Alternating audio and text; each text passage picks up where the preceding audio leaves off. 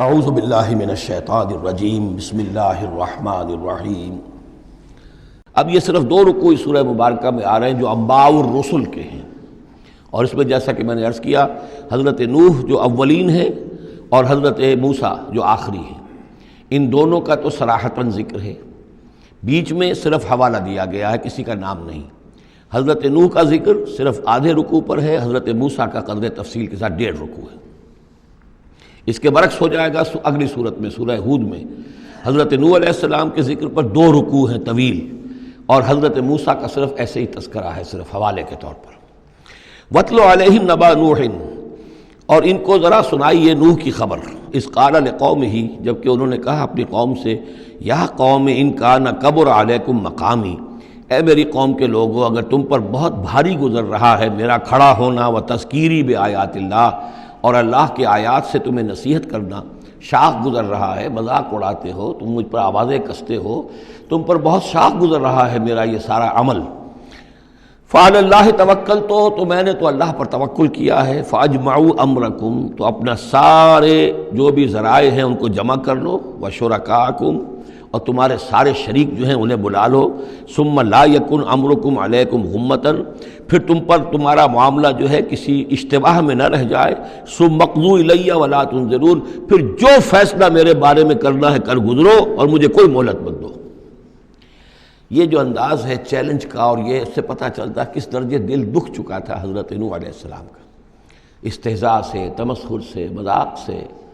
اللہ کا ایک بندہ ہے، 950 برس بیت چکے ہیں، کوئی سن کر نہیں دے رہا ہے، تو اس وقت جو آخری بادشاہ، اب جو تم کر سکتے ہو، میرا کوئی بگاڑ سکتے ہو بگاڑ لو، اپنی ساری قوت جمع کر لو، جیسا کہ اس سے پہلے آ چکا ہے، اور بھی انبیاء نے اس طرح کی بات کہی۔ پھر بالآخر فَإِن تَوَلَّيْتُمْ، اور پھر اگر تم یہ نہ کرو، اگر تم اس کھلے مقابلے میں بھی نہ آؤ، اور اس میں اس بات کا خیال موجود ہے، یعنی اس بات کا امکان موجود ہے کہ ان کے دل میں چور ہو کہ ہم اس کے خلاف کوئی اقدام کریں، اسے قتل کر دیں، نوح کے خلاف کوئی اور ہم ایسا اقدام کریں تو پتہ نہیں کوئی مصیبت ہم پر نہ آ جائے، لہذا یہ سارا جو انداز تھا حضرت نوح علیہ السلام کا، اس کے باوجود پھر وہ فرما رہے ہیں وَإِن تَوَلَّيْتُمْ، اگر تم نہیں کچھ کرتے، فَمَا سَأَلْتُكُم مِّنْ أَجْرٍ، تو پھر ذرا غور کرو، میں نے جو بھی تمہاری خدمت کی ہے آج تک، تمہیں جو دین کی طرف بلایا ہے، دعوت دی ہے، میں نے کبھی تم سے کوئی اجر مانگا ہے؟ میں نے تم سے کوئی اجرت تو طلب نہیں کی، تم سے کوئی شاباش تک نہیں مانگی، میں نے تم سے کوئی مدد نہیں مانگی، تم سے کوئی اجرت نہیں مانگی۔ ان اجری الا علی اللہ، میرا اجر تو اللہ کے ذمے ہے۔ وامرت ان اکون من المسلمین، اور مجھے حکم ہوا ہے کہ میں اس کے فرما بردار بندوں میں سے رہوں۔ فکذبوہ، تو انہوں نے پھٹلا دیا اس کو۔ فنجیناہ، تو ہم نے نجات دے دی اس کو، ومن معہ فی الفلک، اور جو بھی اس کے ساتھ تھے اس کی کشتی میں۔ وجعلناہم خلائف، اور انہی کو پھر ہم نے خلفاء بنا دیا زمین کے اندر، پھر انہی کو خلافت عطا کی، انہی کو جانشین بنایا۔ وَأَغْرَقْنَا الَّذِينَ كَذَّبُوا بِآيَاتِنَا، اور غرق کر دیا ان لوگوں کو جنہوں نے ہماری آیات کی تکذیب کی تھی۔ فَانظُرْ كَيْفَ كَانَ عَاقِبَةُ الْمُنذَرِينَ، تو دیکھو کیسا انجام ہوا ان کا جنہیں خبردار کر دیا گیا تھا۔ ثُمَّ بَعَثْنَا مِن بَعْدِهِ رُسُلًا، پھر ہم نے بھیجا ان کے بعد بہت سے رسولوں کو، الی قومہم، اپنی اپنی قوموں کی طرف۔ فجاءوہم بالبینات، تو وہ سب کے سب آئے ان کے پاس روشن دلیلیں لے کر۔ فما کانوا لیؤمنوا بما کذبوا بہ من قبل، لیکن وہ جس چیز کے انکار پر اڑ چکے تھے وہ ساری روشن دلیلیں دیکھنے کے باوجود بھی اس کو ماننے والے نہ بنے۔ کذالک نطبع علی قلوب المعتدین، اسی طرح ہم مہر کر دیا کرتے ہیں حد سے تجاوز کرنے والوں کے دلوں پر۔ ثم بعثنا من بعدہم موسیٰ و ہارون، اب یہ دیکھیے وہ جو ایک لنک جو ہے، جو میں نے آپ کو بتایا تھا، ایک چین ہے، حضرت نوح، حضرت ہود، حضرت صالح، حضرت لوط، حضرت شعیب اور حضرت موسیٰ، یہ 6 کا ذکر قرآن مجید میں بار بار آتا ہے۔ یہاں پر حضرت نوح کا اور حضرت موسیٰ کا، درمیان میں صرف ثم بعثنا من بعدہم رسلا، اور بھی رسول آئے، ان کا یہاں صراحتاً تذکرہ نہیں ہے۔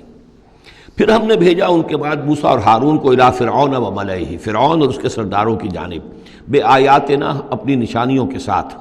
فاستکبروا وکانوا قوما مجرمین، انہوں نے استکبار کیا اور وہ تھے مجرم قوم، گناہگار لوگ۔ فلما جاءهم الحق من عندنا، تو جب ان کے پاس ہمارے پاس سے ان تک ہمارے پاس سے حق پہنچا، قالوا ان ھذا لسحر مبین، تو انہوں نے کہا یہ تو کھلا جادو ہے۔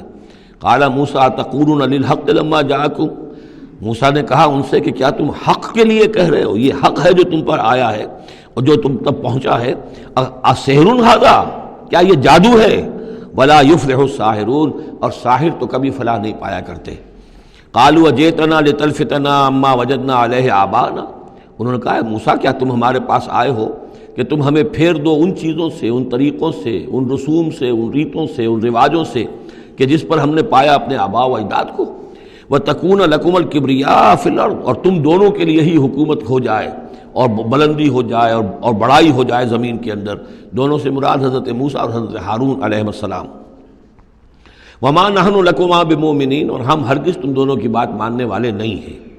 وَقَالَ فِرْعَوْنُ ائْتُونِي بِكُلِّ سَاحِرٍ عَلِيمٍ، اور فرعون نے کہا لے آؤ میرے پاس تمام جو ماہر اور جادوگر ہیں ان کو جمع کر لو۔